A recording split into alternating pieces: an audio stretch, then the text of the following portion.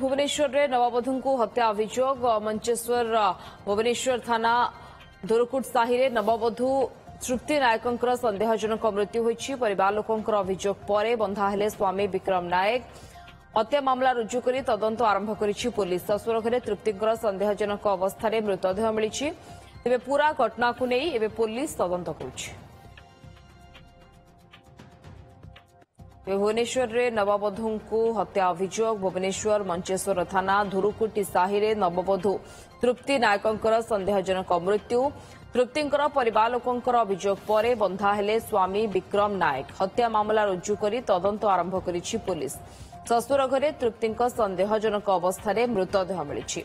Phone line जोड़ी होइछन्ती चंदन पाइक राय। ए संपर्क अधिक सूचना पाई चंदन, तृप्तिंकर मृत्यु केमती हेला, परिवार लोके कौन अभियोग करुछन्ती बापाघर तरफरु तांकर?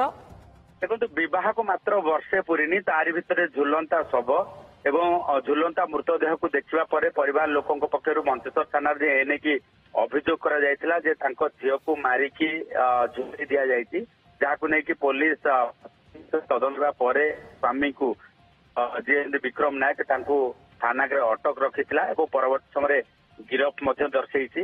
कारण कथा होती जे बाहाघर को जेहेतु वर्षे बीती नाही एमिति कौन घटिला जोथि परिवार रे अशांति देखा से आत्महत्या हो किंबा हत्या हो से आम जदि देखा जे जो रही बीएनएस धारा 85 एवं 103/1 धारा अनुसार मामला रुजु करिछि कि मंचेश्वर थाना पुलिस एवं स्वामी को गिरफ करिछि एवं परवर्ती समय घटना किए किए संपृक्त अछंती ताकू नै कि मध्य तदंत करा जाउछि एवं मृतदेह को जबत करने सहित व्यवच्छेद कैपिटल हॉस्पिटल पठा जायतिला। व्यवच्छेद पर परिवार लोकं को हस्तांतर करा जायछि। परिवार लोक बोले कहले ता बाप घर लोकं को हस्तांतर करा जायछि।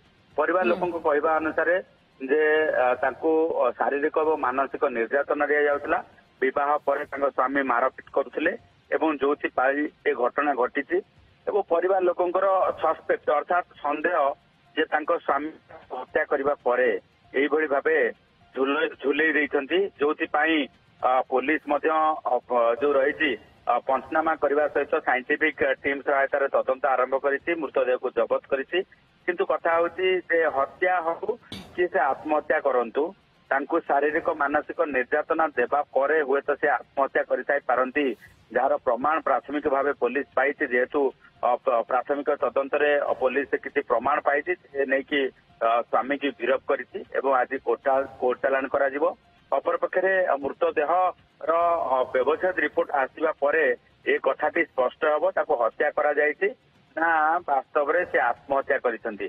जदि आत्महत्या करिसंती ता पछर कारण कोन, केउ माने ताको मानसिक और शारीरिक निर्यातना देउथिले, जदि हत्या करा जायछि तबे ते केमिति हत्या करा जायछि किए एथरे संपृक्त अछंती।